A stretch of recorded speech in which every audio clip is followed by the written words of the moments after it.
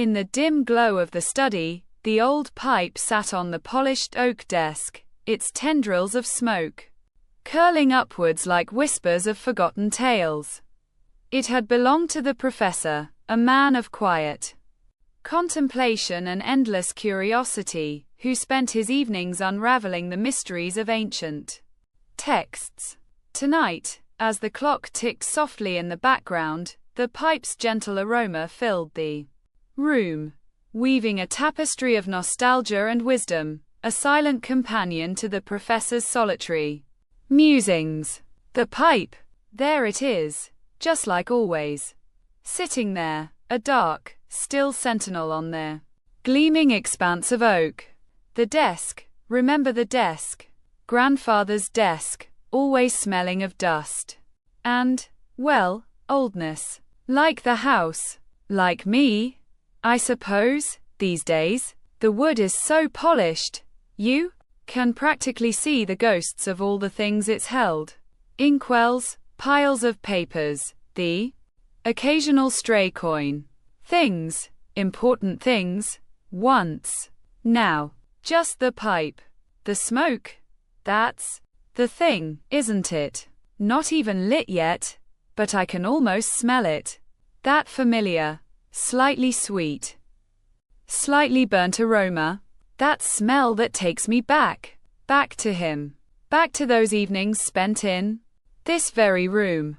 Him, hunched over his work, the lamplight catching the silver at his temples. And the pipe, always the pipe.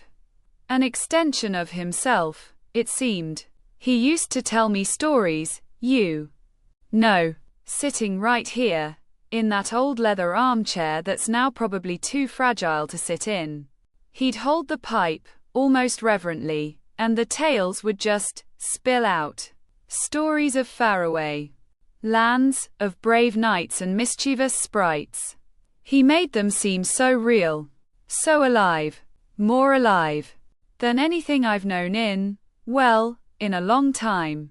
The stories, sometimes I wonder if they were real, if he actually traveled to those places, faced those dangers, or were they just figments of his imagination, fueled by the burning tobacco and the flickering lamplight? Does it even matter anymore? The memory is real enough. That's the important part, isn't it? The memory of him, of us, of those moments. I should probably clean this place up. The dust is gathering like a shroud. It's not like it's ever going to be used, though. Too much. Too much to face, I guess. All these old things, all the memories they hold. They're too heavy sometimes. The weight of them. It's like carrying stones in your pockets.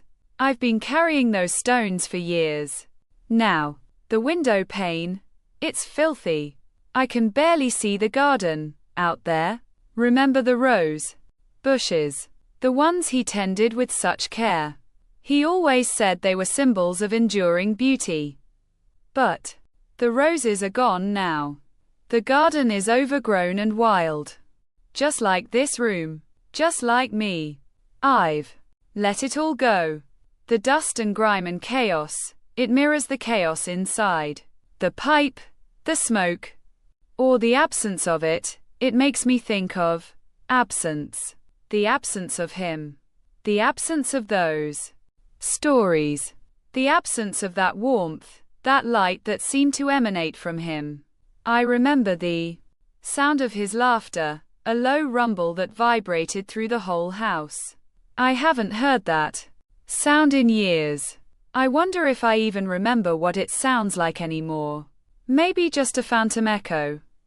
A trick of the memory. Is it silly to feel this way? So lost, so adrift. He's been gone for so long. Shouldn't I be better over it? But how do you get over the loss of a sun? How do you function in the absence of its light? That's what he was, you know. A sun, warm and bright, and everything seemed to orbit around him. And now there's just darkness, and dust, and a pipe. Maybe that's why I keep coming back here. Not to the desk, not the room, per se, but to the pipe. Maybe it's a kind of talisman, a tangible link to a world that no longer exists. Maybe. I'm hoping that if I just look at it long enough, hard enough, that the smoke will start rising again. That the smell of the tobacco will fill the room again. That his voice will come back, spinning new tales, weaving new magic out of air and imagination. But it doesn't work like that, does it? Smoke doesn't spontaneously appear from an unlit pipe. Stories don't just appear from thin air, without a voice to speak them. And he's just gone. And I'm here, alone, in the dim glow, surrounded by these ghosts. The pipe, it's getting harder to look at it. Almost painful. A reminder of what was, and what will never be again. Maybe I should wrap it up. Put it away. Put it in a box, in a drawer, in the back of the cupboard, a place where I won't have to see it. Where it won't stare at me with its silent, mournful gaze. But, no, I can't. I don't think I can. Not yet. It's like holding on to the last ember of a dying fire. It's warm, but it's fading. Soon, it will be gone completely. And then all that will be left is cold ash. But maybe, just maybe, if I hold on tight enough, a spark will reignite. Maybe I'll find a match somewhere in all this dust and clutter. A single match with enough power to bring the light back. Just a flicker. That's all I'm asking for. Just a flicker to pierce the darkness. The pipe. It's not just an object, is it? It's a vessel carrying memories, stories, emotions. It's a link to a past that seems both incredibly close and impossibly distant. It's a physical manifestation of loss and grief, and also maybe a little bit of hope. The smoke.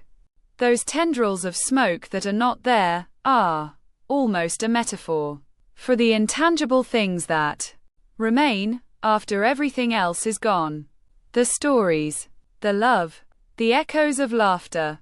It's all still there, somewhere, in the dust and the shadows. Waiting. Just waiting for a spark, a trigger, a reason to come back to life. And maybe, one day, I will find that spark. Maybe. For now though, I'll just sit here, in the dim light, with the pipe, and the silence, letting the whispers of forgotten tales curl around me, like imaginary smoke, holding on to the memories as tightly as I can, hoping, against all logic, that maybe, just maybe, there'll be enough to keep the darkness at bay, enough to keep me going, just going.